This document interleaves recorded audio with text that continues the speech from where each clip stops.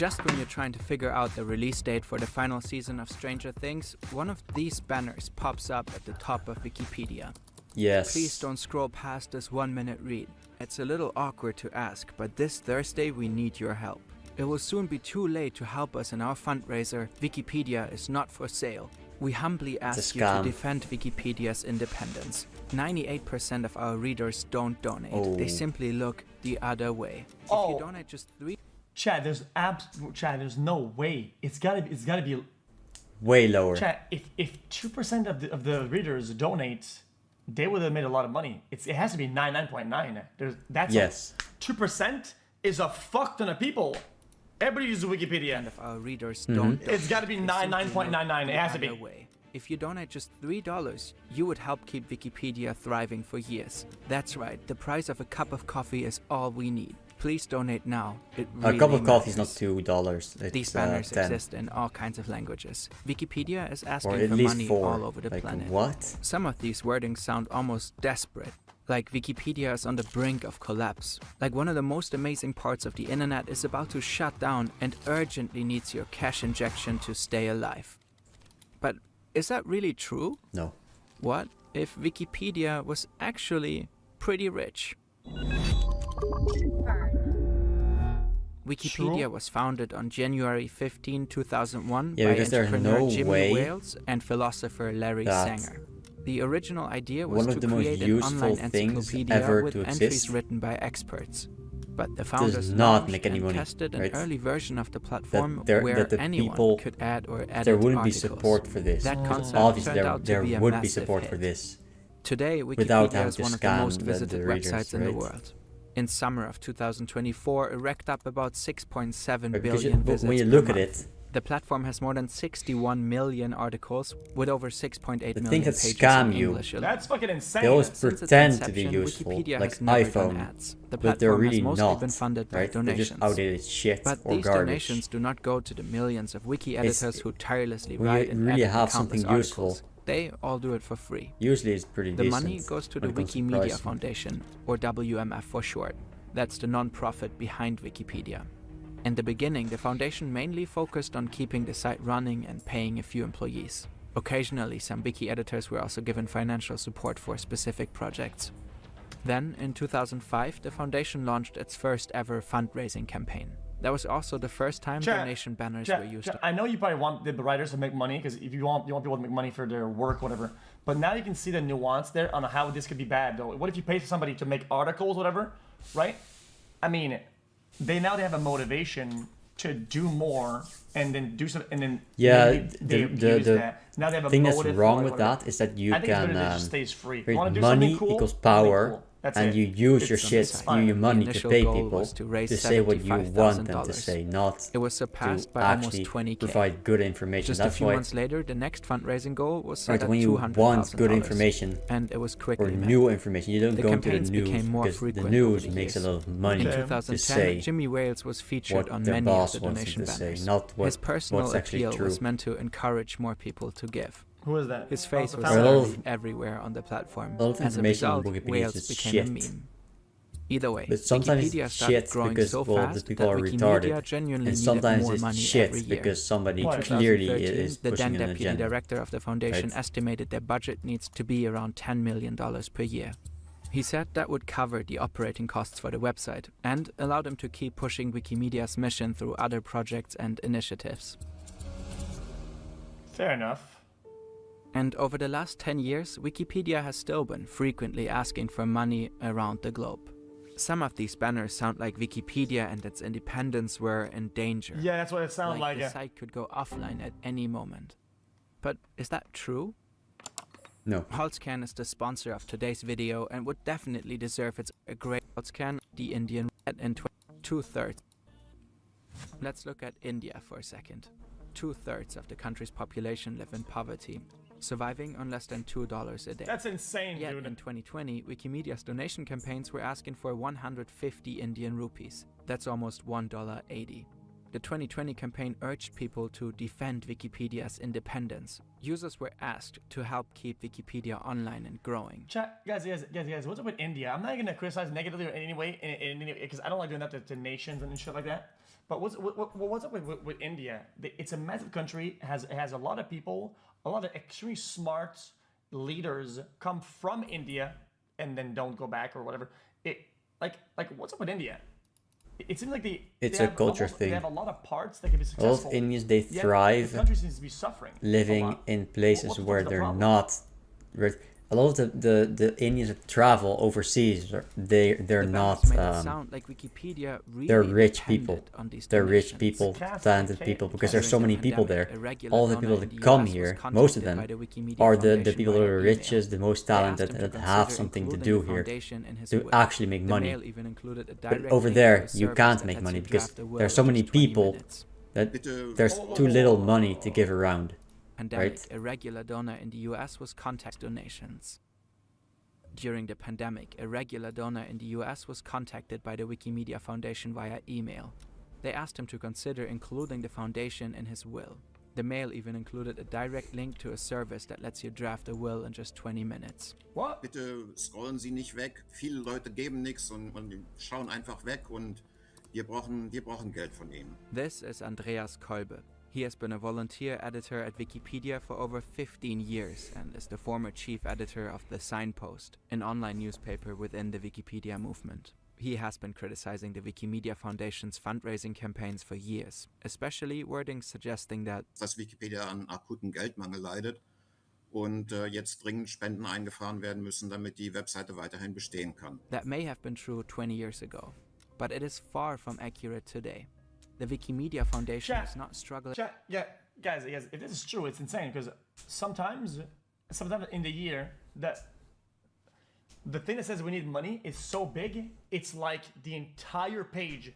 You have to scroll the entire page with the scrolls. It is top to bottom, like 80%, a massive red sign. It's like holy shit. But it is far from accurate. Like this one. The Wikimedia Foundation is not struggling at all. In fact, it's doing better than type ever. Again. Since its founding, the revenue has constantly been growing. During the fiscal year of 22-23, founding, the revenue has constantly been growing. During the 250 million? Fiscal year of 22-23, the foundation raised roughly 165 million from over 13 million donations. The money comes from all over the world, but mostly from North America and Europe. At the end of that same period, Wikimedia had net assets worth almost $255 million. Wow. Primarily in cash and investments like corporate bonds and treasury security. Short-term, cash, long-term. That seems like a pretty good investment profile. No problem. On top of that, there's another $120 million in the so-called Wikimedia Endowment Fund, which is meant to ensure the access to free knowledge for future generations. But right now, those are just more investments like stock funds aimed at generating profits. Die sagen quasi, it's awkward to ask. Und es ist überhaupt nicht peinlich. Wenn ich so viele Millionen in der Bank habe, dann ist es nicht peinlich, es ist unverschämt. Only a fraction of the donations are actually used to keep the site running. So the foundation already has enough money to maintain the servers for well over 100 years. Whoa. If you invest some time to scroll through the website of the Wikimedia Foundation, you'll quickly see how well they're doing and where exactly the money goes. But the site currently only... You'll quickly see how well they're doing and where exactly... Expenses. Wait, how much? When is it? This is massive. 101 million in salaries? The fuck? The money goes. But the site currently only gets around 400,000 visits per month, compared to the 7 billion monthly visits on Wikipedia. Whoever reads those dramatic banners and decides to throw in a couple of bucks will most likely do so without digging deeper into the organization and getting the full picture. The contributions meant to help quote-unquote defend Wikipedia's independence mostly go to the 700 staff and contractors. In 2023, the foundation spent over $100 million on salaries and benefits. $3.1 million went to the hosting of Wikipedia and its sister projects. Oh my god! Many of these employees do not work in IT. Their job is not to keep the website running smoothly. They work in marketing, administration, and finance. To keep those donation campaigns running strong, the foundation employs a bunch of fundraising. Marketing where? I haven't seen a fucking ad Wikipedia or any Wikipedia related on anywhere ever. Marketing to fucking what face? Experts who specialize in exactly that. The foundation holds events and conferences all over the world. Money is spent on lobbying efforts. On SEO, yeah, makes sense. In 2023 alone, they also handed out $24 million in awards and grants. Some of the money went to other organizations that are not part of Wikimedia, but share similar goals. Durch das ganze Geld, was aber reingekommen ist, haben sich natürlich die Vorstellungen, was eigentlich die Mission der Wikimedia Foundation sein sollte, ganz rabiat verändert. Die Wikimedia Foundation möchte jetzt viel mehr sein als einfach nur das, was sich damals vorgestellt hat. Today, the WMF has little in common with the neatly defined project from the early 2000s. It now runs additional projects like the Media Archive, Wikimedia Commons, Wikibooks, and even a species directory. There are also regional chapters like Wikimedia Mexico that focus on expanding articles in Spanish covering area-specific content. In 2021, the foundation launched a for-profit company. Dude, and it's a non-profit?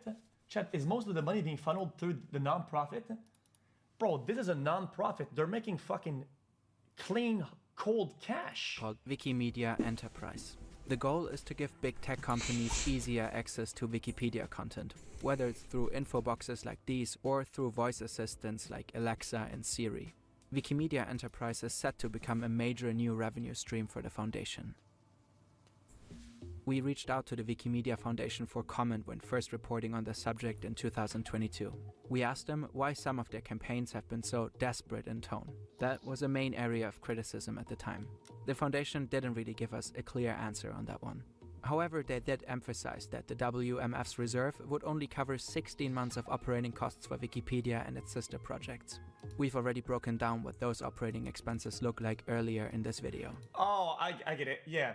I mean, sure. If you put all the costs and all the other projects into the budgeting, right?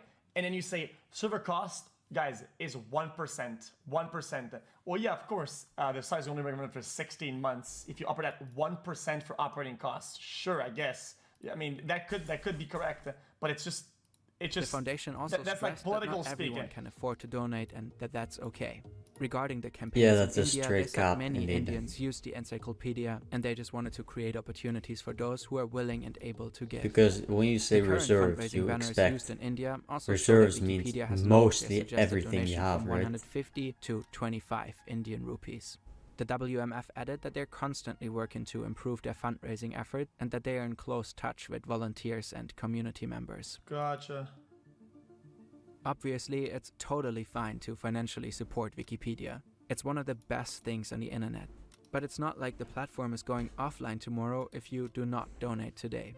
It'll most likely still be around. Guys, I genuinely felt like when I think last year I was looking at an article, the ad or the warning for money was so heavy, I thought they were going to shut down in a week. I'm not kidding. And usually I'm pretty smart about this. I actually got bait. I didn't donate anything, but 20 still, years. I was like, Jesus Money-wise, Christ. the foundation is pretty well set for the future. And that's not a bad thing at all. It's the feeling that I Wikimedia is had. a donation-funded foundation competing with services of major tech companies like Meta, Apple, and Amazon. And while hundreds of millions of dollars in assets Yeah, but may if sound like it a goes lot, down, it's right? peanuts compared to Google and I don't the think that rest. really matters. Neither is it a bad thing Because to want so to many expand people and use start it. new projects. We So many ourselves people are think regular- an idea like this is useful. You use Wikipedia almost more than Obviously, Google, right? or It's about very the same useful. amount. regularly drawing on Wikimedia so comments for our videos. Something similar would just But why be not be recreated, upfront about it? even if Why they push couldn't. so hard for donations, especially in pay their developing expenses? countries like India? Why pretend the website's don't do that? independence So I'm not is really at risk? Is Wikipedia really considering running commercial ads? concerned about Or any of is that this. just clumsy marketing and Yeah. Schools tell you not to use Wiki, right? You can start on a Wiki to gain information to then go to other sources. What I'm telling you.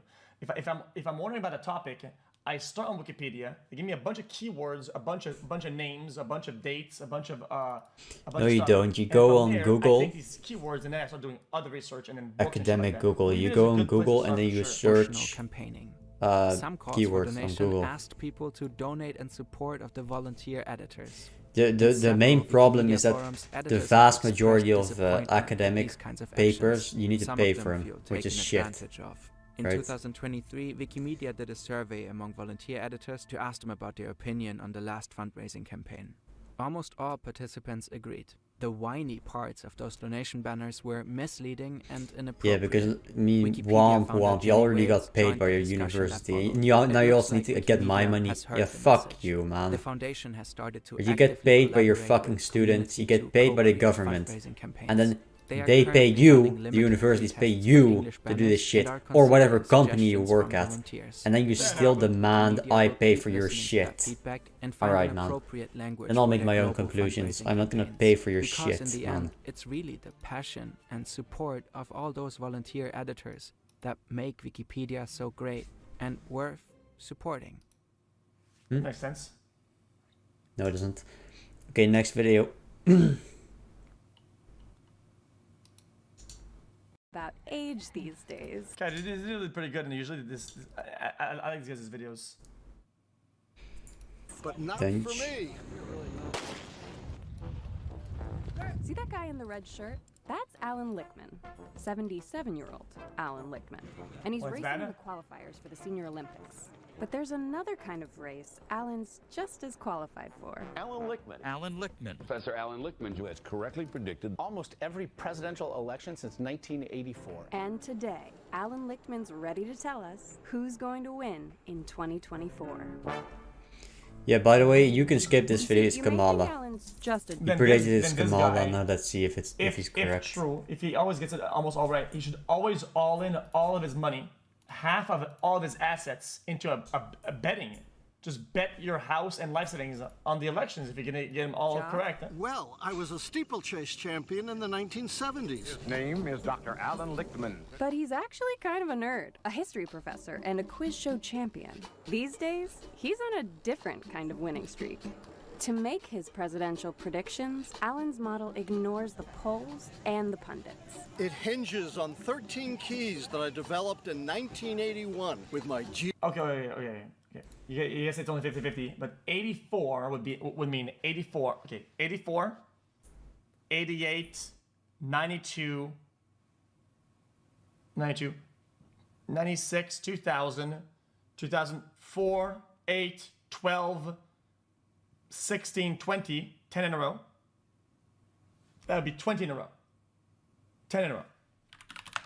10 in a row, right? Yes. 2 times 2, that's 2, times 2, 3, 4, 5, yeah, 6, 40 divided 7, by 4 is 10. 8, 9, 24 minus 40, 10. That's 84. Yes, it's only 50-50, but this guy seems like 1 out of 1,024. You can do 2 to the power of 10, yes. So that's, yeah, 1,024. And then you think, are there 1,024 smart, politically oriented people? Yes. So this is not some new thing. It's not some cool thing. It's just he got lucky. He got really lucky, but statistically this is just the normal, that some people guess it every time, right? But Alan, some people just guess every time. What the fuck?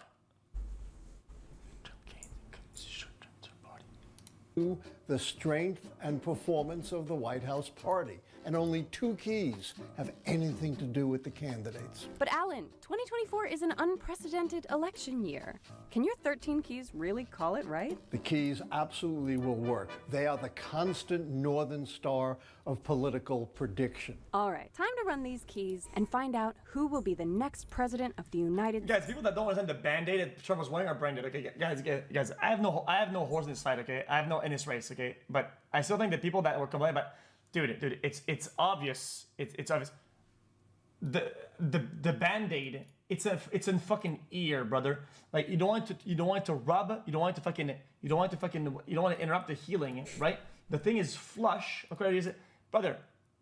Like what about it?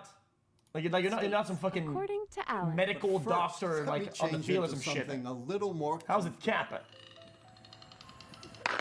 Guy got shot at. The White House party gained House seats between midterm elections. The Democrats did better than expected in 2022, but they still lost House seats, so the key is false. Remember, a false key is good for Trump. Number 2, the incumbency key. The sitting president is running for re-election. Biden withdrew from the race, costing the Democrats this key. It is false. Wait, you're saying it would have helped the Democrats if Biden stayed in? If Biden stayed in, of course.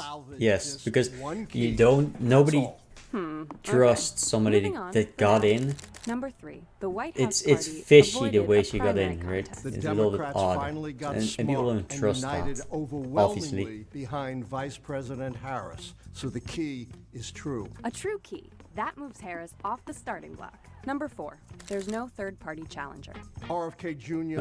has dropped out of the race, and no other third-party candidate is anywhere close to the 10% polling threshold needed to turn this key. It's true. That helps both, though, no? And it's neck and neck. Well, how does that? Going. How does it help how does that her? only help her? Number 5, the short-term economy I have no is strong. idea. Look, despite all the loose talk about a so-called vibe session, the economy is not in recession, so this key is true. Number 6, long-term economic growth during this presidential term has been at least as good. Third party are mostly libs. Yeah, but I thought this RFK guy was a Republican, no? As the last long-term economic growth during this presidential term has been at least as good as the last 2 terms. Growth during the Biden term is far ahead of growth during the previous 2 terms, so this key is clearly true. Number 7, the White House has made major changes to national policy. Rejoining the Paris Accords on climate change, the CHIPS bill, the infrastructure bill, the Inflation Reduction and Climate Change bill. Clearly, the key is true. Number 8, there is no sustained social unrest during the term. There have been sporadic protests, but nothing approaching the massive sustained social unrest needed to turn this key, so it's true. But schools are just going back to session. With new protests, couldn't this key flip? Yes, there are a lot of protesters upset with Biden's policies in the Middle East. But now with Harris, not Biden, front and center, that has dampened social unrest. Yeah, what about BLM and the White Palestine? House is untainted by scandal. Oh, my favorite key, the scandal key. And Republicans have been trying for years to pin a scandal on President Biden and come up empty. So the key is true. There's a But Trump come scandal. on, Alan. Biden's horrific debate. I thought politics were rarely about truth, but more about the appearance of truth, right? This guy says that the economy had more growth in the last 2 terms, but how does it feel on the perception of the population? I feel like people think it's way worse. At least from what I'm seeing on the internet, people will say, inflation is hard, cost of life is impossible, cost of rent. People are complaining a lot more now about how hard it is to live and make a living now than in the last 2 terms. Yes. Performance, questions about his age, Hunter Biden. Does They are. any of that count? No. There has That's to be all you hear about some nowadays, no? bipartisan recognition of actual corruption that implicates the president himself and not a family member. So the key remains true. So 2 false and 7 true so far. Looking pretty good for the Democrats. We have 4 keys left, all of which would have to be false for Trump to have a path. Number 10, the incumbent party candidate is charismatic. This is a very high threshold key. You have to be a once-in-a-generational, broadly inspirational candidate. Harris has not met that standard, so this key is false. Number 11. Also, unfortunately, in the current day and age, we're still at a point where women and charisma in politics is kind of like insta-lose, just because of just male bias and overall. They said yesterday when It's not male bias, it's just strong. Men tend to be more forward. They tend to have personalities that better suit political leaders. Is uncharismatic. And some people think Donald Trump charisma that's associated with the political leaders. To a narrow base, So that key is true.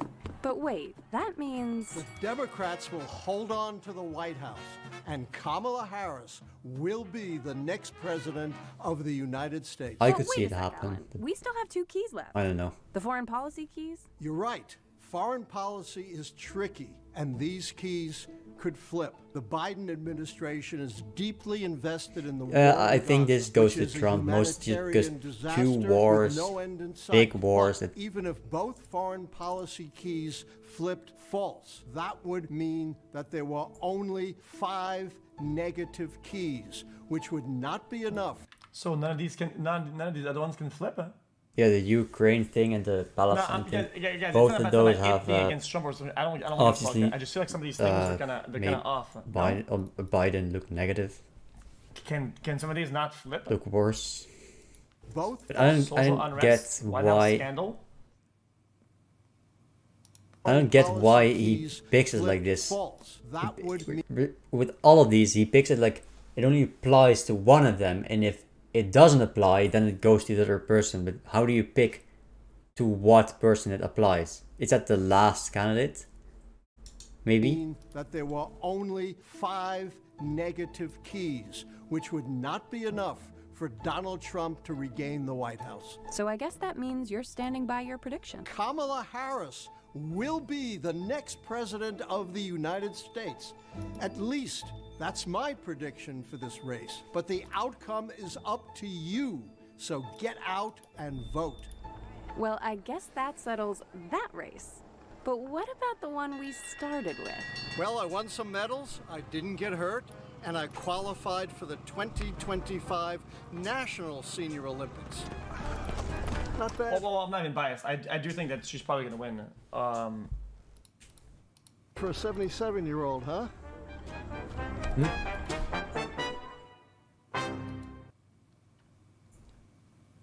Guys, it's not about what I want or what I don't give a shit. I just genuinely feel like even though they changed candidate and all that and all the whatever, it's a younger face. It's a younger whatever, and even though there's a big push in like red pill young males whatever, she gets a lot of points with like women and then young overall just off of who she is whatever, and I think that matters a lot. Yes, Smile combined with the empty, soulless eyes, the I attention think to it's detail, too much about the perfect hair, the perfect jawline, the perfect appearance. This is just a facade to convince the world he is this successful, happy-go-lucky guy who is actually extremely disturbed and thinks about harming others 24/7. This is what a psychopath looks like. But this is a fictional character played by actor Christian Bale in the movie American Psycho. And Bale said that the inspiration for this character was the real-life Tom Cruise, whose empty laugh, intensity, and robotic physical movements are on full display in this 1996 interview with Rosie O'Donnell. I'm real. You saw her in Dead Calm, right? Yes. And I'm you not thought, fake. I like her. I'm real. Yeah, she's very talented. Yeah, she is talented. A new movie's supposed to be great. Well, that's she's kind of insane. She's coming on this show. I know, she's just a couple days, yeah. No, I like her, I do. It's okay. It's Renee I was upset with. It's Renee in the movie with all that kissing with you, Tom. I didn't like that. Well, I mean, wait, however, are the traits in appearance the inspiration, or are the traits in personality the inspiration? The actual interview that inspired the American Psycho character was this one with David Letterman, where Tom Cruise laughed uncontrollably while telling the story of him cutting off his co-pilot's oxygen as they flew to dangerous altitude levels. I knew it. One time we were right? Sometimes you think I was flying this airplane that we had to go on oxygen. Maybe I'm not real, and the people that I'm seeing are not real. We couldn't stay at that altitude if but what's the chance on that, right? Because if there's so many people that I meet every day, we figured out what's the chance that they're real and what when they're not real? Okay, so if all of them are the chance that all of them are not real, it's just so low. They just make sense that I'm real, and that a real person saw me, so that I must be real, right? No, what happened when you turned his oxygen off? Chat, is this something normal and people make a big deal about it, or is that like He was very quiet. Letterman didn't seem to think this story was as funny as Tom thought it was. He fell asleep. He fell asleep. He slept the whole way. Well, it's the kind of guy you want to have sleep the whole way. It's like just. But honestly, looking at it from another direction, isn't that attempted manslaughter? You just turn a guy's oxygen off. You're lucky you're not doing time, for the love of God. He woke up. He did wake up, yeah. When we were landing on descent, he. As the passenger blacked out after being oxygen deprived for several minutes, Tom finds it hysterical how confused the man was when he regained consciousness, feeling numb and disoriented. I mean, what were we supposed to do then? Just die?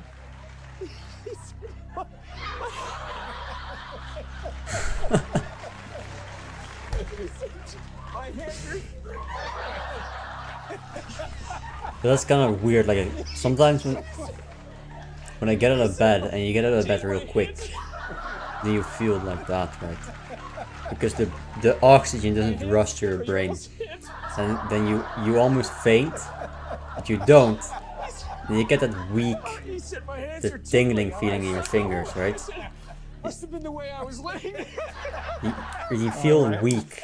Now, some people look at this as sometimes when you get scared or you get shocked, your knees feel weak. But when I wake up and I lack some oxygen, then my fingers, they feel weak, right? Like I can't do this anymore. I can't. One that seems to be ignored by the masses. While they praise him for his box office hits and incredible stunts, Tom credits Scientology as the reason why he is so successful. Scientology is the quote-unquote religion that thrives on forced labor, signing its members to 1 billion-year contracts, having an alleged torture camp called The Hole, among other horrible allegations from former members. What? Tom is so dedicated to this religion, he abandoned his own 7-year-old daughter and has not seen her in over a decade. Today we're going to deep dive into the career of Tom Cruise and try to assess why he is so loyal to the shadowy world of Scientology. Tom Cruise's life started out as an abused child who was desperate for a purpose. Cruise has described his father as a merchant of chaos who was a bully and a coward. For me, it was like, there's something wrong with this guy. Don't trust him. Be careful around him. You can imagine that not being able to trust your own father when you are a toddler created a difficult and chaotic environment for Cruise. Additionally, when Cruise was 7 years old, he was diagnosed with dyslexia, which made him feel even more isolated and confused. His father could never hold a steady job, which led to the family moving often. They moved from Syracuse, New York to Ottawa, Canada in 1971 when Tom was in 3rd grade. By the 6th grade, his parents got divorced, and his mother moved Tom and his sisters down to Louisville, Kentucky. According to Shane Dempler, a friend that went to school with Tom in Louisville, Tom was interested in becoming a Catholic priest. He had a very strong Catholic faith. Dempler said, "We went to Mass, spent time in the chapel, and enjoyed hearing stories from the priests. We thought the priests had a great lifestyle, and we were really interested in priesthood. Unfortunately, the boys were kicked out of the school after they were caught stealing alcohol and drinking in the woods." On what type of Shane priest, recalled, "The school wrote a letter to our parents saying they liked us both, but would prefer if we didn't return. So we weren't kicked out, just preferred not to go." From there, Tom relocated to another seminary school in Cincinnati, Ohio, after being recommended by a local priest. Tom was instantly hooked, said Father Rich Schneider, who gave the speech that brought Cruise to seminary school. "I think he wanted a good education. With his parents going through a divorce, it was tough on him. That's maybe one of the reasons why he came here." His time in Cincinnati did not last long, as his family would ultimately relocate again to Glen Ridge, New Jersey, where he finished high school. After graduation, God. Tom knew acting was his future. Within his first year of auditioning for various Hollywood roles, he landed a small part in a film called Endless Love. Tom's handsome look and physique made him stand out amongst his peers, which got him an ancillary role in the film Taps. As a novice in the industry, he wanted to learn everything there was to learn about cinema. The first film that I really got on, which was Taps, I went to every single department and I studied every part of the movie. I went to the camera department, I studied lenses, lighting. You know, I was working with a great cinematographer, Owen Roisman. I studied what producers do, what writers do, what wardrobe does, what the stunt department does, props, sound. I studied every aspect of film. Tom was obsessed. His work ethic gave Hollywood producers even more of a reason to invest in him. He earned another ancillary role in The Outsiders before securing his first lead role in the 1983 hit Risky Business. Risky Business is an 80s mood film that appealed to teenagers at the time. Every generation has a few cult classic films that are not cinematic masterpieces with intricate plots, but capture somewhat of a realistic look of the aesthetic, attitudes, and behaviors of the kids who grew up in that era. The film grossed $60 million at the box office, and he stole the hearts of young people in the USA. Even at the young age of 19, Tom was mature beyond his years, which can be felt during... Mom's calling. Papa, je peux pas parler, moi, je peux parler tantôt si tu veux. Fake language. Fake. Bye, mange beaucoup. The fake language. Attends, maman. Papaya. In this 1983 interview with Bobby Wygant. What do directors, how do they direct? Do they work with you a lot, or do they pretty much give you rein? Yeah, they leave me alone. I mean, a director, a good director will listen, you know, and trust his artists. Man, this lady interviewer, she's fucking terrible. I've been fortunate. I've really had a lot of room with the directors that I've worked with. Tom holds a very controlled, poised demeanor. Even if he glares at you for a second, you can feel his intensity. He quickly shifts from high-energy laughter to extremely soft-spoken. Tom continued his trajectory as a rising star in Hollywood, and in 1986 he would land a lead role in a classic film that would officially secure him a 40-year legacy. It also ushered him into the controversial Church of Scientology. But first, a quick word from today's sponsor. The in a free pick. Joe, Cap Guns, Little Green Army Men, Boy Scouts were resurging in popularity, and of course the seemingly endless list of 1980s war movies. Writer Jerry Bruckheimer capitalized on the pro-military trend by focusing on the high-octane, action-packed jobs of fighter pilots. Originally, Tom did not want to participate in the film. We were turned down by Tom Cruise over and over again, but we arranged with the Blue Angels back in, I guess, '85 to take him up in a jet. And he came down, he had a great ride, walked over to a payphone, called me up and said, "Jerry, I'm in." Tom Cruise played the role of the charismatic fighter pilot Pete Maverick Mitchell, an all-American patriot who oozes masculinity and charm. The film was a blockbuster hit, earning $357 million at the worldwide box office. Tom Cruise was a pop culture superstar. Aviator sunglasses became status quo late 80s fashion because of him, and the US military had its last year of positive growth after the movie was released. From that movie? But behind the scenes, Tom was actually struggling. When I was 22, when I was making Top Gun, I got the chance to make my dream come true to become a pilot. I thought, this is the time to do it, so I had a couple of lessons, but then I blew it off. I'd tried to concentrate on what I was reading, then I'd get to the end of the page and have very little memory of anything I'd read. I would go blank, feel anxious, nervous, bored, frustrated, dumb. That's I graduated high school in 1980, yeah. but I didn't even go to my graduation. I was a functioning illiterate. I loved learning, I wanted to learn, but I knew I had failed in the system. In 1986, the year Top Gun came out, I became a Scientologist. A friend gave me a picture book on Scientology, and through this I was introduced to the writings of L. Ron Hubbard, who had founded the religion. Mr. Hubbard was also an educator who had been researching the field for decades. He had found that literacy and comprehension levels were declining worldwide, so in the 1960s he had developed study technology. It pinpoints 3 barriers to learning: lack of mass, you can't... Wait.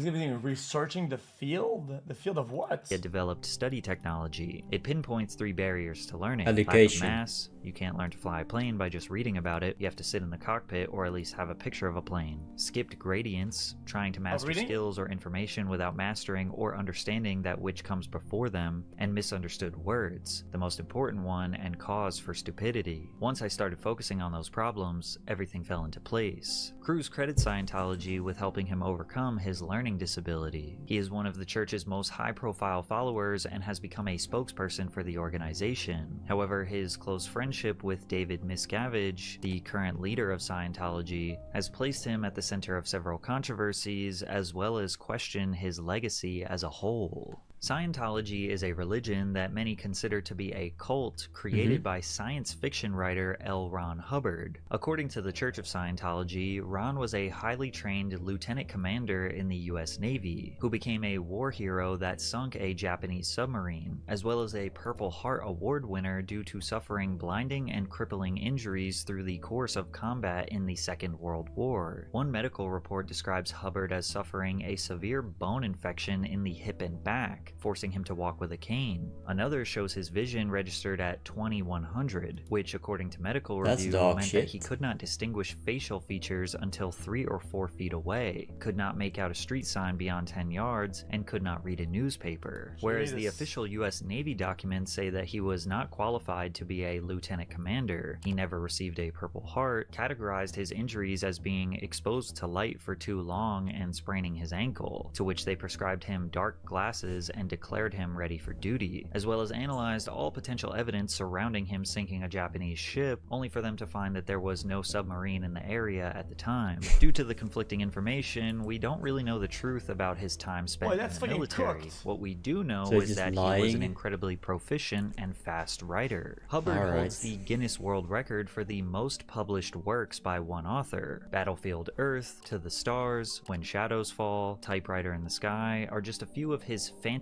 alternate world fiction stories. Although he published books at an incredible rate, there seems to be a quantity over quality issue, because he was never able to make a financial living off of his work. There have been extensive studies and multiple sources that have corroborated this L. Ron Hubbard quote. He told us that writing science fiction for about a penny a word was no way to make a living. If you really want to make $1 million, he said, the quickest way is to start your own religion. If this quote is true, that would insist that a science fiction writer came up with a silly idea for a religion to get rich, and people happened to buy into it. As Hubbard struggled to sell his books and begged the Veterans Association to increase his monthly allowance so he could pay his bills, he began developing his next big book, Dianetics, The Modern Science of Mental Health. Dianetics is one of the fundamental pillars of Scientology that is still practiced to this day, nearly 75 years later. Since there was very little to no attention on the importance of maintaining positive mental health in the 1950s, the book became popular quickly, selling over 150,000 copies in its first year, earning Hubbard over $1 million.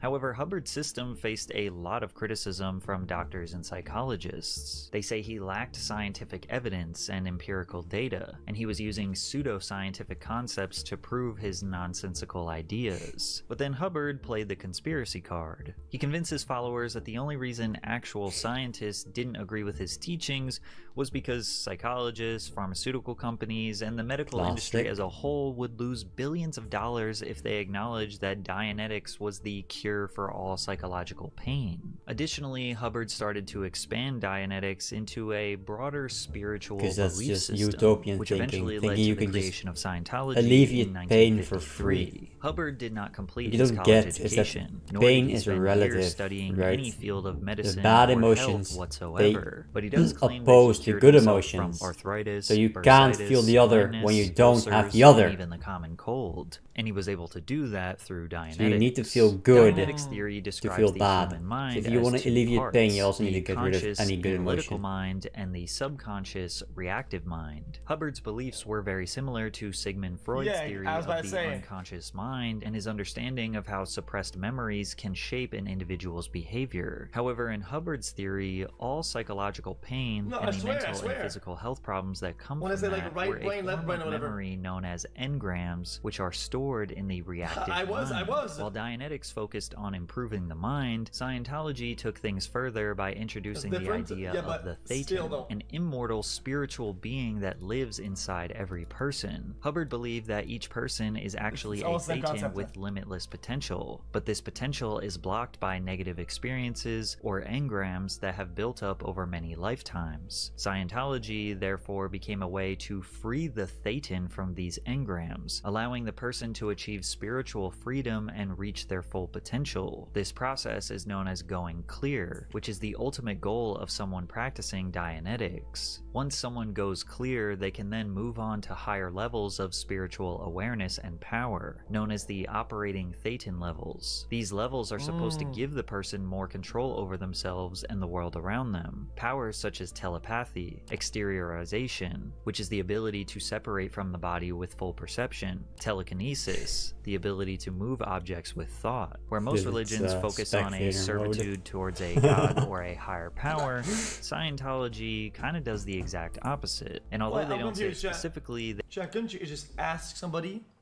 to just move something with his thoughts, whatever? Yeah. And if it doesn't move, well, their whole thing is fake. I don't get it. Mm-hmm. Like, yeah, but I can do that, really. I saw it. I thought I could move the thing, and then it moved like this. That they are gods, or that they can become gods. And then I remember in a dream, I communicated telepathically, and I remember I had a dream really long ago, where I was in a room, and there was a staircase and it was going down, right? Of other incredible stunts he has and there was this room that was safe to assume that my old house where I was born, mixed with the living room of my new house where I lived at the time, right? And then the staircase from the house, and when I went down, I started floating, and then I could see myself, my parents and my brother, and I saw a really big wasp that was on the couch, a really big one, bigger than I'd ever seen, right? And I saw it close, and I was just chilling, wiggling his ass. Because you need to do that. Find and resolve bugs, they do that to breathe.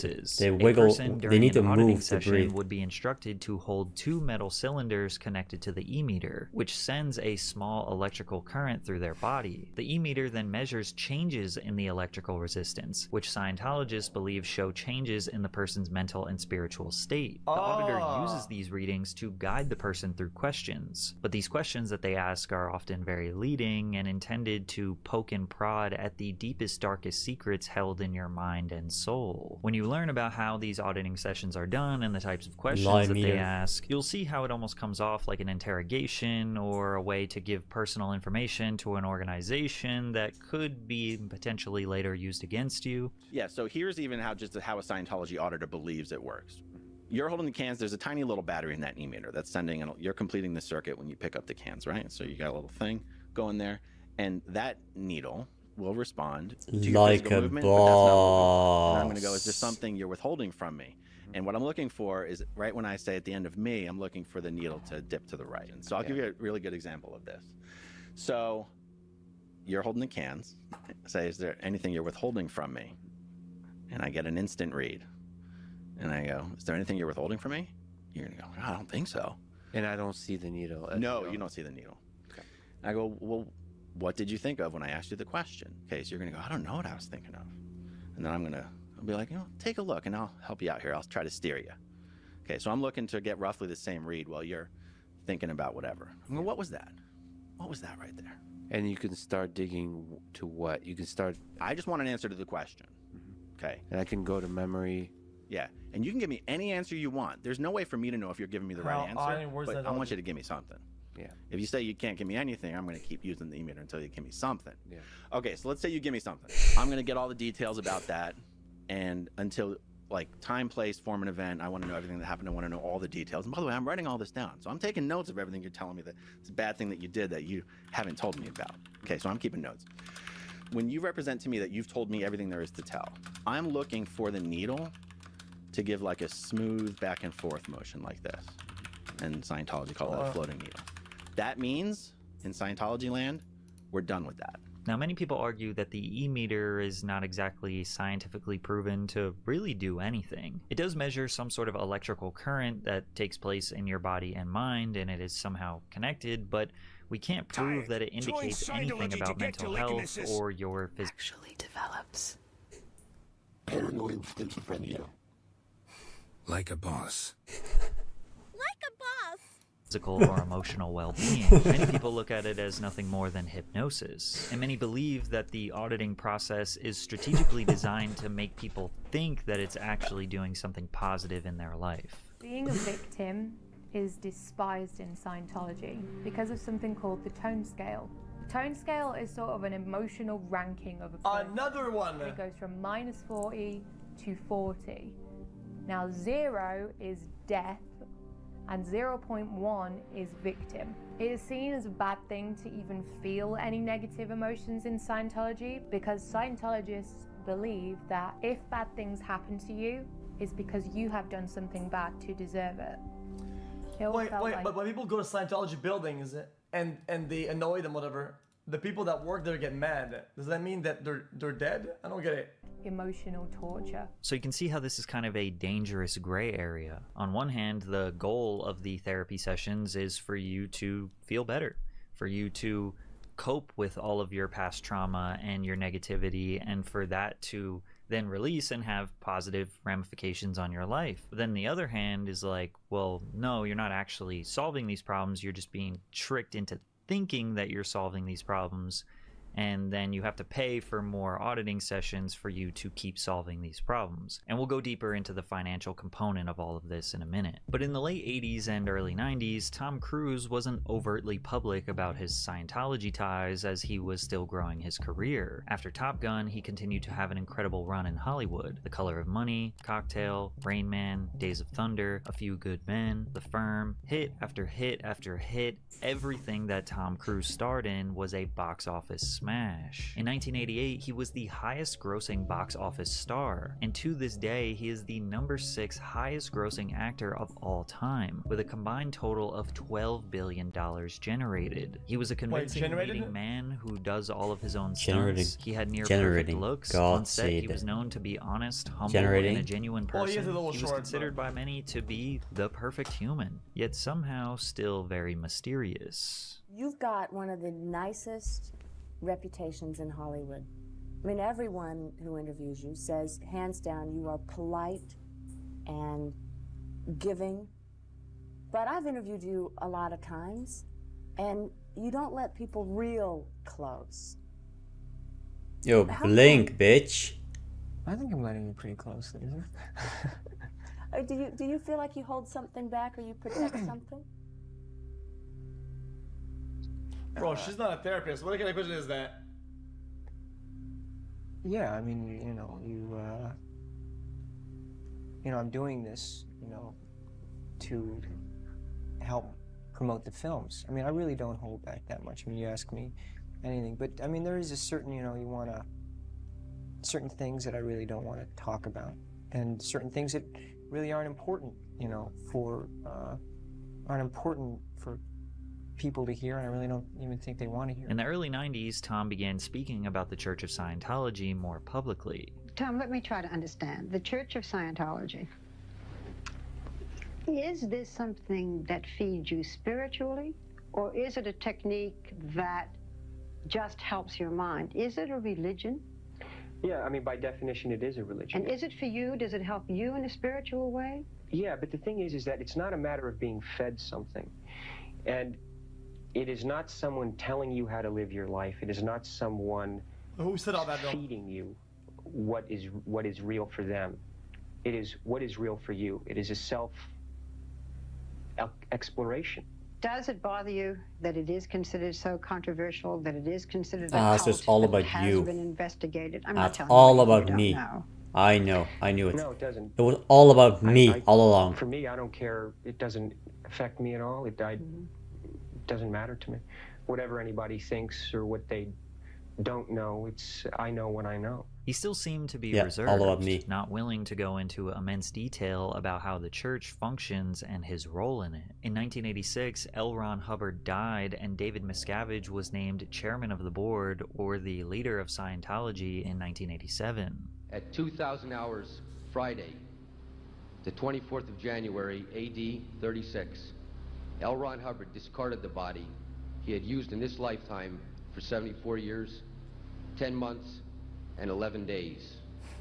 The body he had used to facilitate his existence in this messed universe had ceased to be useful, and in fact had become an impediment to the work he now must do outside of its confines. In 1993, Scientology became a recognized religion in the United States, which dramatically increased its legitimacy. For many years, the IRS refused to grant Scientology this status because of the concerns about its financial practices and whether it was really qualified as a religion. The Church of Scientology fought back by filing many lawsuits against the IRS and reportedly harassed IRS officials. Finally, in 1993, after years of conflict, the IRS granted Scientology tax-exempt status, recognizing it as a religious organization. This decision was highly controversial and led to widespread criticism, with many people believing that the IRS had been pressured into making the decision. And as you'll learn in a bit, Scientologists go to extreme lengths to gather sensitive information about others. Many speculate that they pressured, blackmailed, and threatened to expose government officials until they were granted tax-exempt status. But that's all conspiracy. I mean, this yeah, status allowed Scientology to operate as a non-profit, which means it doesn't have to pay federal income taxes nor property taxes, and has allowed them to accumulate massive wealth. It is estimated that the church has generated between $1 and $3 billion.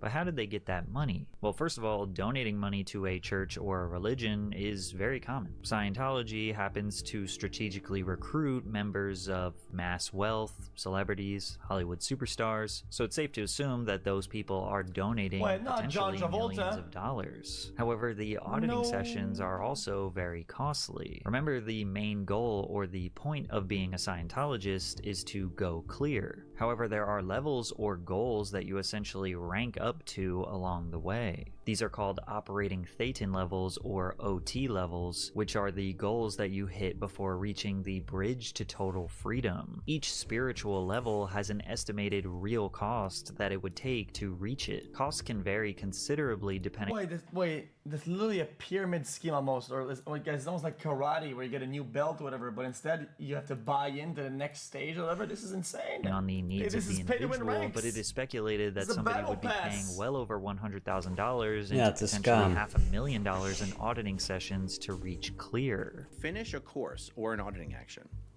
You're not allowed to finish it until you write up a success story on how great it was and how it changed your life and how you would want other people to have that.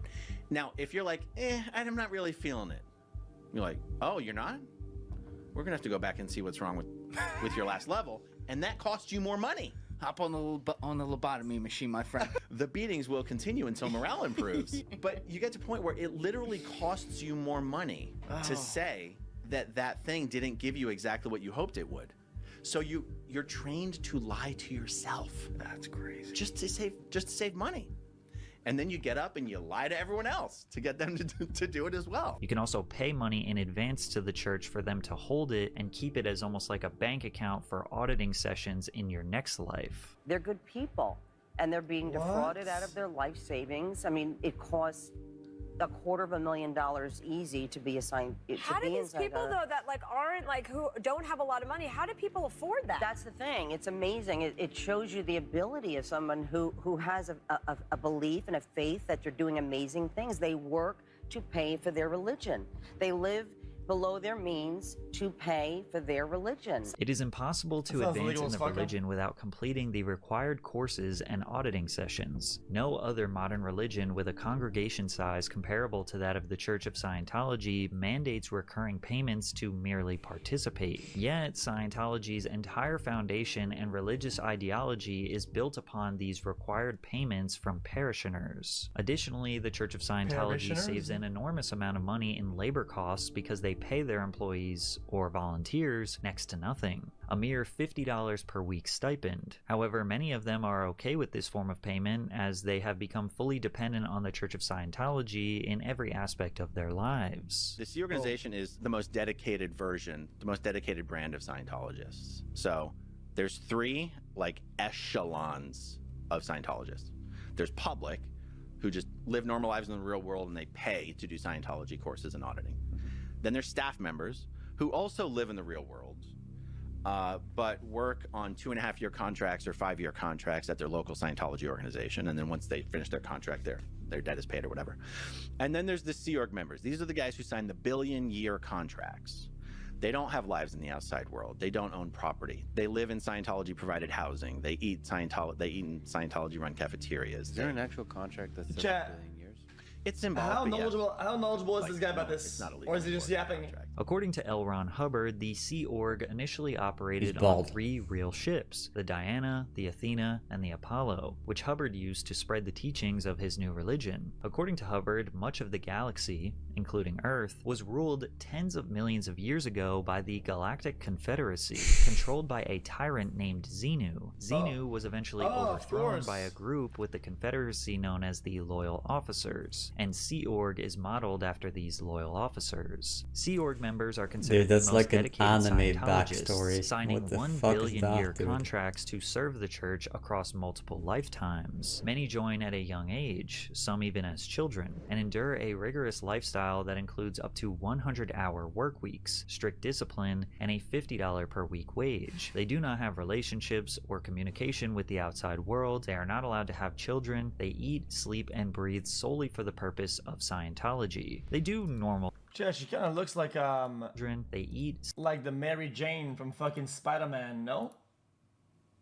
sleep, and breathe solely for the purpose of Scientology. They do normal jobs, just like any other business, but they are assigned to them like a military post. You have the treasury, which consists of people who receive, collect and invoice money, pay bills, manage assets. You also have sales representatives who get people to sign up for the religion. You have a promotional team who sends out flyers, emails, and advertisements for the church. You also have auditors, and the people who train the auditors, and the people who monitor the people who are training. Well, hold on. Chat, we have fun though, lol. Well, hold on. Are you part of this? Huh? No, he's just. Who said that? He's just trolling. Fuck.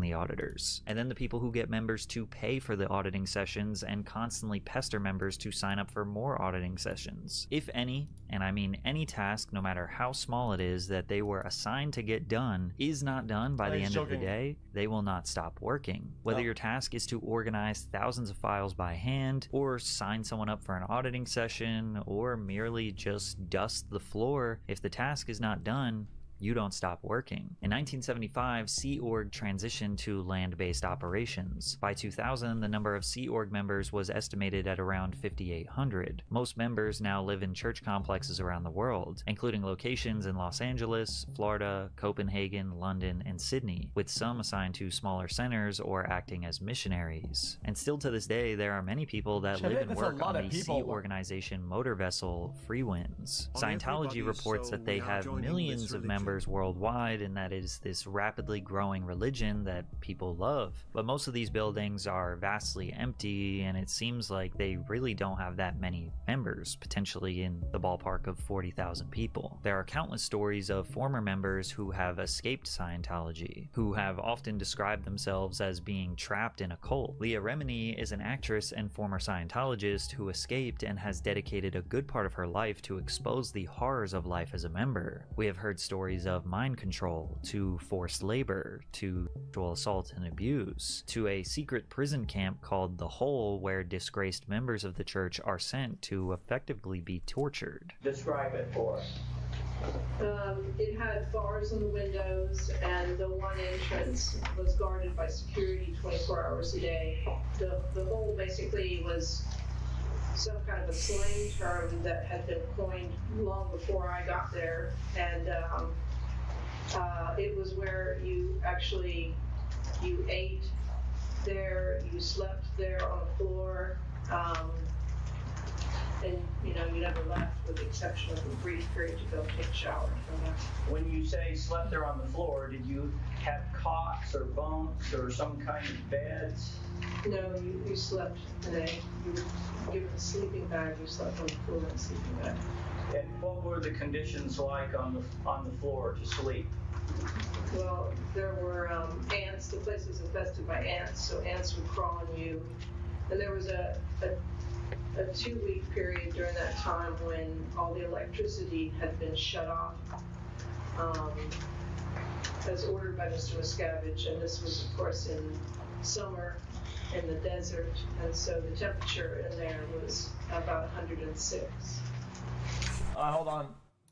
I'm an OT8 Theta member. Hold on. And these people are lying. It's not like that at all. Hold on. What the fuck? Bro. Come on, bro. Bro. Jesus, man. I saw this guy's name in chat. Fuck, man. Just lying for no reason. I read the comment before reading the name, though. Possible. Absolutely not physically possible. You couldn't make it past security. The windows were barred. Right from the beginning when I went in, I obviously was trying to figure out, plotting how to get out. Were you used to, in your life, getting beaten up? Was that something you were used to? No, never. And you were a 40-something-year-old woman with a very, very respected job. Yes. Any and all accusations of major or minor misconduct within the church has been vehemently denied. They have never been tried or found guilty of committing any sort of crime. However, one form of justice they did admit to doing is called overboarding, which in the days of L. Ron Hubbard sailing the Mediterranean in his fleet of ships consisted of throwing members off the ship into the ocean. According to author Janet Reitman, the modern version of this justice consisted of going outdoors in the middle of the night and assembling at the base's swimming pool or its muddy lake. Members would then jump or be pushed into the water, often in freezing conditions, while fully clothed and with Miscavige watching. Church lawyer Monique Yingling said overboarding is a part of ecclesiastical justice. They're not backing away from it or ashamed of it, she said. It has been done hundreds of times with precautions taken to make it safe. Scientology has a no-tolerance policy on anyone who criticizes or attacks their practices. It is often referred to as attack the attacker. The procedure is as follows. Spot who is attacking us, start investigating them promptly for felonies or worse using own professionals, not outside agencies. Double curve our reply by saying we welcome an investigation of them. Start feeding lurid, blood, sex, crime, actual evidence on attackers to the press. You can get reasonable about it and lose. Sure, we break no laws. Sure, we have nothing to hide. But attackers are simply an anti-Scientology propaganda agency so far as we are concerned. They have proven they want no facts and will only lie no matter what they discover. So banish all ideas that any fair hearing is intended and start our attack with their first breath. Never wait. Never talk about us. Only them. Use their blood, sex, crime to get headlines. Don't use us. There's a process called noisy investigation. Yeah, that sounds like a cult. And approved by Ron Hubbard. And what a Scientology agent will do is they'll get a list of everybody you know, including your doctor, your dentist, your travel agent, whoever, your friends, your family. They will then contact every person on the list, whether directly or on the phone, and say, we're gathering information about John Atack or whoever, and their criminal background. We found out some really interesting things already. I had this done to me, and my mother-in-law, one of my brothers-in-law decided to talk to the private detective who'd been sent over from Los Angeles. He travelled as far as Australia to find people who'd known me. It was put about that I was a recovered heroin addict. I've never taken heroin in my life. I was a rapist. I'd attempted murder. I'd molested children. These are standard stories that are told about critics of Scientology. They're made up. Check out this entire YouTube channel that creates high production value interviews, all dedicated to saying negative things about ex-Scientology members who are now speaking out. Aaron Smith Levins, Mark and Claire Headley, and of course Leah Remini. They even get family members to speak about how violent, abusive, and horrible these ex-members are. Even David Miscavige's own father, who got him into the church to begin with, claims that he was being tracked down and targeted by the church. I was a Scientologist for 42 years. Were you raised in it? No, I got my family in 1970. But I was in the church for 42 years. The last 26 and a half years, I worked at the International Base in Hemet, California. I escaped from that base on March 25th, 2012. You escaped? Escaped, that's right. I had to plan that escape for 6 months. About a year and a half later, there was a private investigator caught by the name of Dwayne Powell, who was around the corner from my house, looking at a house to buy so he could spy on me from that house. So a lady in the neighborhood saw him, and she thought he was a drug dealer or up to no good. So she called the West Dallas police. And Nick Pye came out and confronted the guy. He gave Nick some shit. Nick said, "Hey, listen, man, you're under arrest. Do you mind if I look in your car?" So Nick went to the van and opened it up, and in the trunk, there were 5 license plates from 5 different states. There were 2 handguns, a stun gun, 2 rifles, 1 fitted up with a silencer, and 2,000 rounds of ammunition. So they arrested the guy. They took him in for interrogation, how they operated. They were getting paid $10,000 a week to follow me and report on my doings from 8 o'clock in the morning till 8 o'clock every night. I'm sure many of you know that the Scientology iceberg is extremely deep. This information just scratches the surface. Man, is that all but it's documented important shit to or what? understand a simple breakdown of this, as it is effectively Tom Cruise's belief system. And since Tom is one of the biggest outspoken activists supporting Scientology, his support gives them an enormous amount of legitimacy, since he is a beloved superstar worldwide. Every time they open a new church, they invite Tom to give a speech at the grand opening. Our kids need help.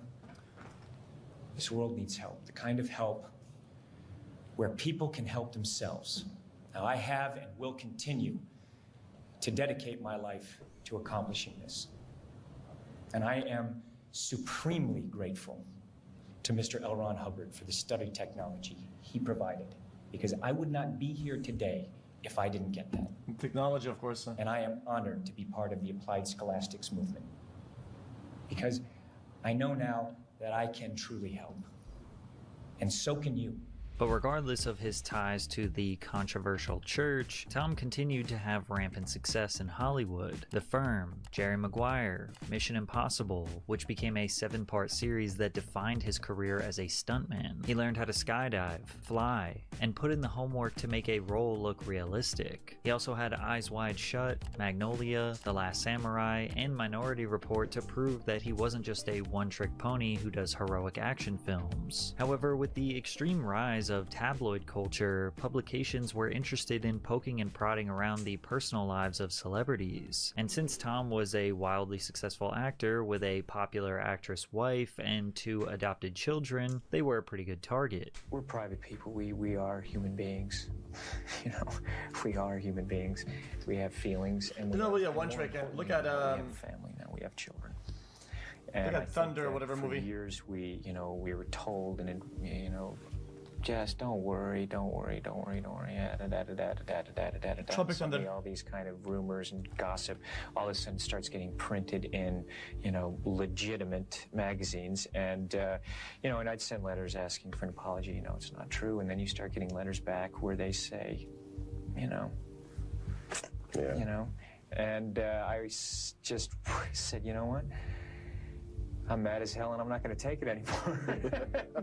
And it's not right. And if they're not going to be responsible, I am going to make them be responsible. The Church of Scientology has been blamed for having a huge impact on how Tom Cruise's relationships started and ended, making people wonder just how much control it has over its most famous members. Cruise was married to actress Mimi Rogers in 1987, who was the one who actually helped convert Tom to Scientology, but by the end of 1989, Cruise had filed for divorce. According to former Scientologist Mike Rinder, who wrote about his experiences in his book A Billion Years, My Escape from a Life in the Highest Ranks of Scientology, he claims that Scientology leader David Miscavige was heavily involved in Cruz's life at the time, even helping to facilitate Cruz's relationship with Nicole Kidman while they were filming Days of Thunder in 1990. Rinder alleges that Greg Wilher, Cruz's personal auditor from the church, was assigned to get Mimi to agree to a divorce so Tom could marry Nicole, which was highly unusual and would never have happened with a normal Scientologist. But what could Scientology's problem be with Mimi Rogers? Well, Rogers' father, Philip C. Spickler, had been closely involved with Scientology founder L. Ron Hubbard, but he left the church in the early 1980s. This reportedly made Mimi Rogers herself less favorable in the eyes of Scientology's leadership, particularly David Miscavige. Morton's biography claims that the Scientology leadership felt such hostility towards Mimi's father that Mimi was stained by association, which may have contributed to David Miscavige's push for the divorce. Did the whole test Tom thing Cruise or and whatever, Nicole Kidman met during the filming of Days of Thunder in 1989 and married in 1990. During their marriage, Cruise became more deeply and publicly involved in Scientology. Kidman, who was raised Catholic, was not initially a member of the church, but eventually became more involved and even undergoing frequent auditing sessions. However, their relationship with the church became strained as Kidman allegedly expressed concerns about the church's influence over Cruise, as well as her not wanting her children, Isabella and Connor, who were then 8 and 6 at the time, to be raised under Scientology's teachings and methods. One former Scientologist, Teresa Summers, who raised one child inside Scientology and another outside, shared her experience with the church's practices. Summers described how the church discouraged regular medical treatment, comfort, and nurturing for children. Instead, children were expected to do physical labor and were subjected to strict educational practices that focused more on Scientology's teachings than on regular school subjects. The church was allegedly concerned that Kidman was pulling Cruise away from Scientology. After their divorce in 2001, this now iconic photo of Kidman was taken where she is seen reaching her arms out in pure joy and relief that the marriage is finally over. She also left Scientology around the same time. Unfortunately, she was not able to get her kids out, as Tom retained custody of the 2 children. In the early 2000s, more people than ever were trying to expose Scientology for what they believe it truly is. And since Tom Cruise is the most notable member, anything involving him would get more attention, more views, more clicks, etc. Like this video of him hanging out on the freeway ship celebrating his 42nd birthday.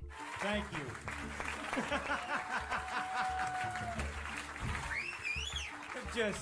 I am not, I don't know where I am right now. You know, you have to kind of be there to understand this reality. You know how that is? This is incredible. This is just, I will not, how do I thank you? Thank you, thank you, thank you, thank you. It's the best birthday ever. I mean, ever. Or the speech he gave when accepting Scientology's made-up Freedom Medal of Valor. These are the times now, people. So that sounds like drugs, These are the but times we will all remember. Were you there? What did you do? I think you know that I am there for you.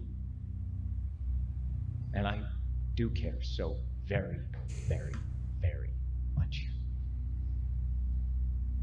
So what do you say? We need to clean this place up? Huh? Because we're counting on you. Okay? All right? To LRH. But there was one video that fundamentally changed Scientology's public reputation. In this 9-minute video of what seems to be a Scientology promotion reel, Tom is ranting about Scientology with the signature Mission Impossible theme song playing in the background. And just like every other time he talks about Scientology, he says a whole lot of nothing. You can just see the look in their eyes. You know the ones that are doing, you know, and you know the spectators who are the ones that are going, well, it's easy for you, or what am I doing? And it's just, that thing is, I've canceled that in my area. It's like, man, you're either in or you're out. That's spectatorism, and it's something that is, we have no time for it now. So it's our responsibility to educate, create the new reality. You know, we have that responsibility to say, hey, this is the way it should be done. because we do it this way and people are actually getting better. And let's get it done. You know, let's really get it done and have enough love, compassion, and toughness that you're gonna do it. Do it right. Trust me when I say that this entire 9-minute video is just him stringing together a bunch of vague, non-descriptive sentences that absolutely lead to no point whatsoever. This video was so confusing and so laughable that it started to turn Scientology into somewhat of a joke or a meme. It began to lose its sort of mysterious and almost cool and interesting luster, and yeah, people were just not taking it seriously anymore, like it was just a joke. To add fuel to the fire, South Park made an entire episode mocking Scientology. It all began 75 million years ago. Back then, there was a galactic federation of planets, which was ruled over by the evil Lord Xenu. Xenu thought his galaxy was overpopulated, and so he rounded up countless aliens from all different planets, and then had those aliens frozen. Frozen alien bodies were loaded onto Xenu's galactic cruisers, which looked like DC-8s, except with rocket engines, and dumped them into the volcanoes of Hawaii. The aliens were no longer frozen, they were dead. The souls of those aliens, however, lived on, and all floated up towards the sky. Xenu didn't want their souls to return, and so he built giant soul catchers in the sky. There the souls were forced to watch days of brainwashing material, which tricked them into believing a false reality. Xenu then released the alien souls, which roamed the Earth aimlessly in a fog of confusion. At the dawn of man, the souls finally found bodies which they could grab onto. But the ironic thing was, all they did was just explain what Scientologists actually believe. Because of this episode, the Office of Special Affairs launched an investigation into Matt Stone and Trey Parker. The Scientology OSA contacted their close friends looking for any vulnerabilities to exploit. A Scientology insider leaked this disturbing information. There are some strings that will be pulled on the PRC on Stone. Otherwise, the special collections, covert information gathering such as trash collection, purchased phone records, hacked airline reservations, purchased bank records, will be debugged in order to get some viable strings that can be pulled. Despite their efforts, they were never able to find anything about Matt and Trey Parker. When you talk about Scientology, you're used to the response that people give you, aren't you? That you're some kind of nutcase, you know, there's some kind of lunatic, fringe sort of religion thing. Used to the response. I mean, fly around in that's spaceship. bigotry. Well, that is the religious equivalent of I'm putting the point to you that this is people's reaction. No, I think maybe people say that to you. They don't say that to me. With Scientology being scrutinized and laughed at more than ever, Tom's behavior wasn't really helping. It all started in 2005 when Tom was doing media tours expressing his profound love for his new girlfriend, Katie Holmes.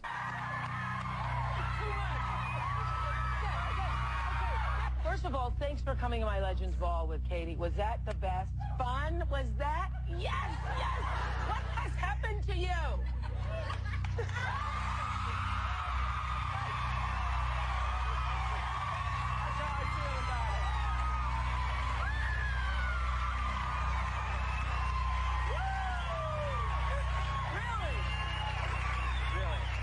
Something happened to you. Something happened to you. I'm in love.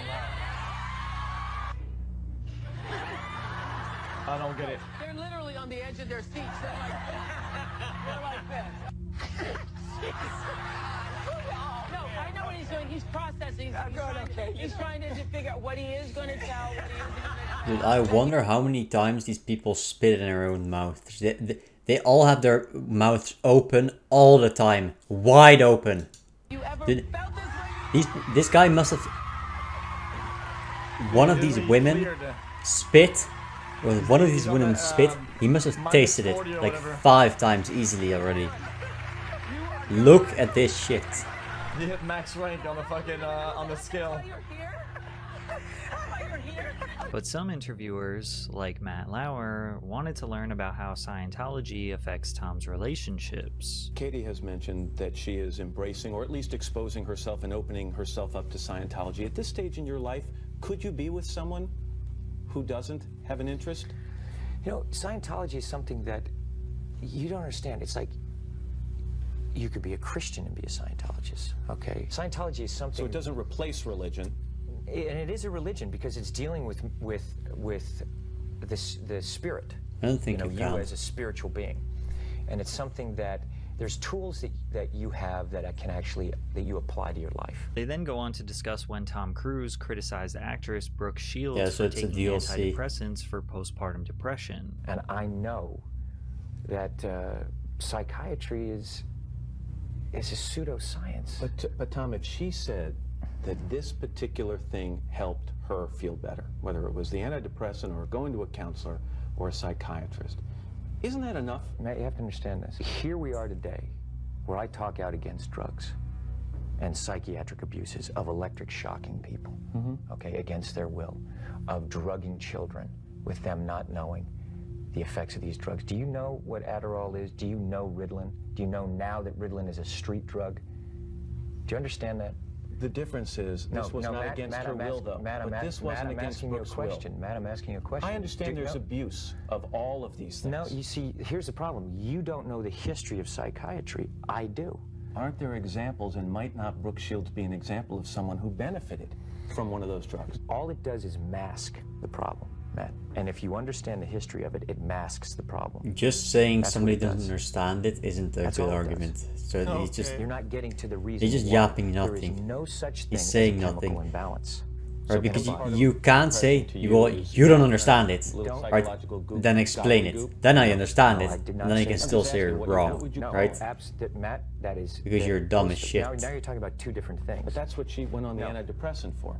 But what happens, the antidepressant, all it does is mask the problem. There's ways of vitamins and through exercise and various things. I'm not saying that isn't real. Right, if you that's not what I'm saying. Say something about somebody that they don't understand it, you have to point out why they don't understand it. Otherwise, because a couple like red pillars, I'm just gonna have to believe it. Like pseudo dumbass, I'm not believing that shit. Mental retardation, fucking pushers or whatever. I've been saying this shit like the past couple years, or whatever, and you feel validated into saying that. Like you're fucking brain dead. Like, what the fuck are you talking about? That these drugs are very dangerous. They're mind-altering, antipsychotic drugs. Brother, if you repress a part of yourself, right, because of some social problem, whatever problem it is, okay, and then there's a chemical imbalance, whatever, right? Even if you have therapy and shit, and you do it all properly, whatever, and it's all fixed or whatever. Brother, some people just don't get out of it. They're imbalanced. What they have remains. Like, the help of medication is perfectly fine. Like, that helps the process for a lot of people. Brother, it's like some documented scientific thing. It's not some guy who wrote some fucking book like 1 billion years ago about some aliens flying or some shit like that. It's some actual science. Like, calling that pseudoscience is ridiculous. Like, what? And there are ways of doing it without that, so that we don't end up in a brave new world. While Tom does make some interesting points about the potential dangers of using prescription medication, yeah, but the point is that while it might help on one side of things, with every drug you take, there is a side effect or a downside. So you need to weigh out the good, what it's going to help with, and what it's going to do bad for you, right? If you have cancer and you get chemotherapy, well, chemo is fucking shit. It's poison, all right? So it's literally gonna kill you. It's gonna kill you, but it's gonna kill you slower than cancer is. So you should probably take it. But if you have an ADHD problem, which is it's such a non-problem, and then you take Adderall, which is just a weaker form of cocaine, right? You take Adderall for a big non-problem, and then you end up being addicted and not functioning without it. Well, I mean, it's pretty obvious you shouldn't take it here. Claiming that it would be advantageous for us to pursue more natural remedies. It's kind of hard to take him seriously when he says that psychiatry is pseudoscience, but he also believes that paying to reach your operating Thetan levels will allow you to cross the bridge into total freedom. Tom and Katie Holmes married in 2006, and from the very beginning, there were rumors about Scientology's involvement in the relationship. Cruise introduced Holmes to Scientology shortly after they started dating. Katie, who was raised Catholic, decided to... Bro, by the way, brother, you're fucking insane. Hold on. Are you saying it's the only way or is the easy way? Brother, there's no easy way. Okay? If you have a mental health problem, if there's an easy way, you should take the easy way, brother. Like, if you have problems that are hindering your entire life, you should take the best possible course of action that you can take. Like, what are you talking about? Like, dude, I'm such a Chad. I'm gonna take it the hard way, dude. Like, I'm only gonna fucking work out. Only gonna eat bananas, broccoli, and chicken. Okay, and I'm telling you, dude, in 15 years, I'm gonna be fixed. Like, brother, like, holy shit, man. Convert to Scientology, which nobody was surprised. Soon after their marriage was official, Katie Holmes was encouraged to cut ties with her previous management team and replace them with people connected to Scientology, effectively putting her career in the church's control. Brother, healthy body, healthy mind, I get it, okay? Brother, if you work out and you spend time exercising or whatever, yes, it's better for you. And I understand. Why not do everything? Why not do the workout and the therapy? And if your doctor or whatever, or your psychiatrist or your whatever licensed professional says, listen, man, your shit's fucked up. You probably need medication. If you do medication and therapy and exercise, why not take the best path? That's not the easy path. It may be the best path, right?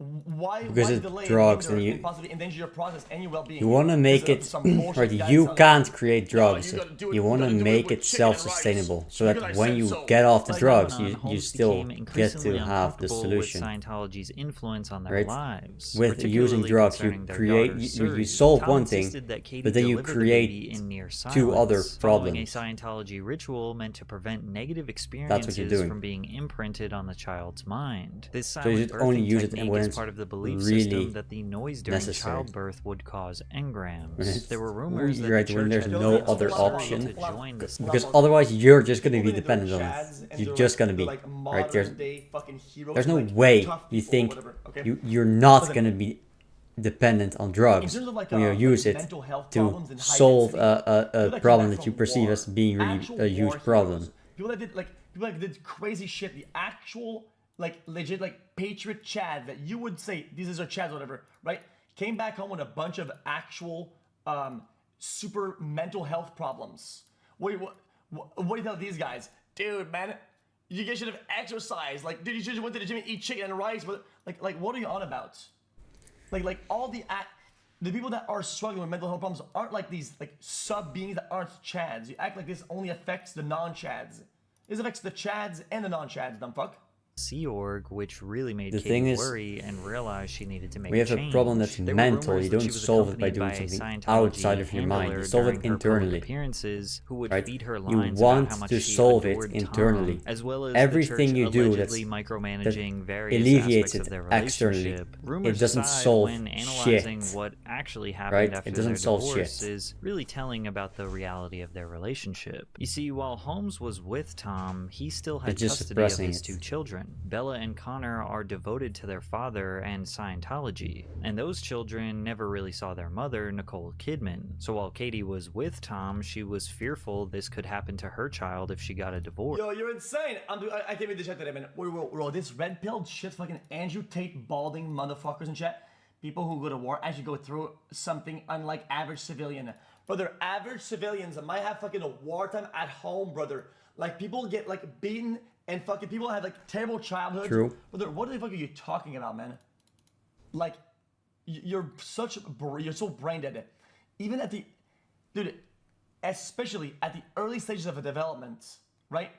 As with children that are developing it, when they need stuff, when they need attention and tools and education, they get nothing. All they get is fucking like bean and shit, brother. Yeah, they need help. What about it? That's you're insane.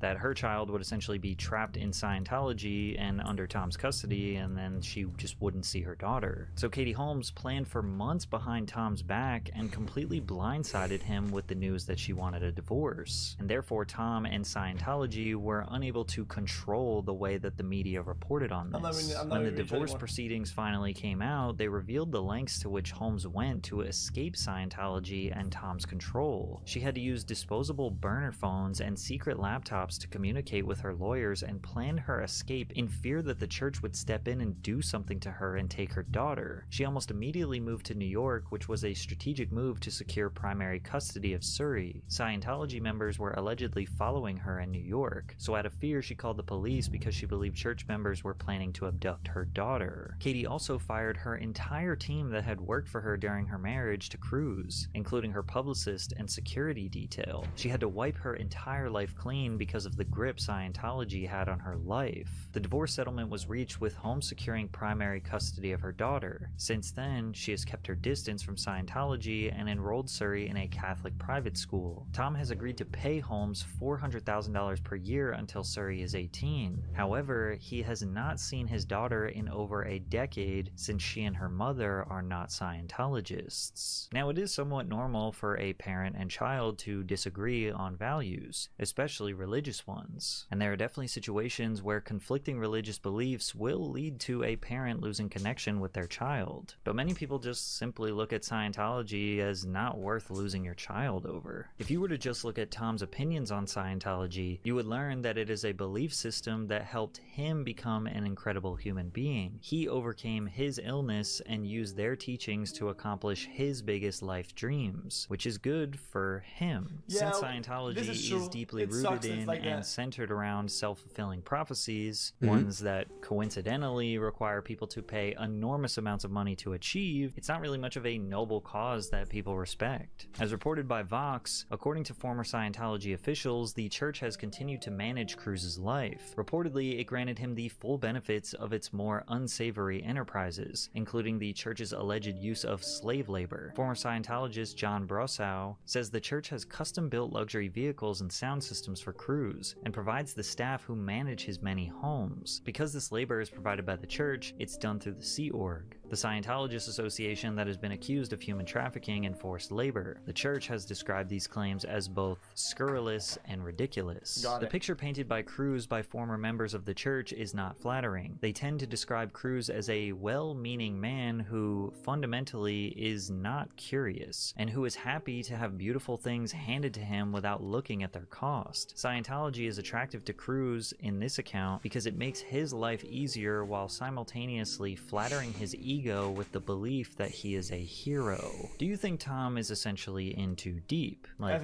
yeah, maybe he does want to see his daughter, but they have too much dirt on him and it's almost a hostage type situation. Do you think he is actually an evil man who is taking advantage of forced labor and a tax-exempt fortune? Do you think he is conveniently turning a blind eye to the alleged horrors and is going to play the whole "I was brainwashed" card when it all comes crashing down? Or maybe you think he is actually brainwashed, and he is potentially a victim just like every other Scientologist. And does it make you look at his movies or legacy any differently? Drink water. See you, cut.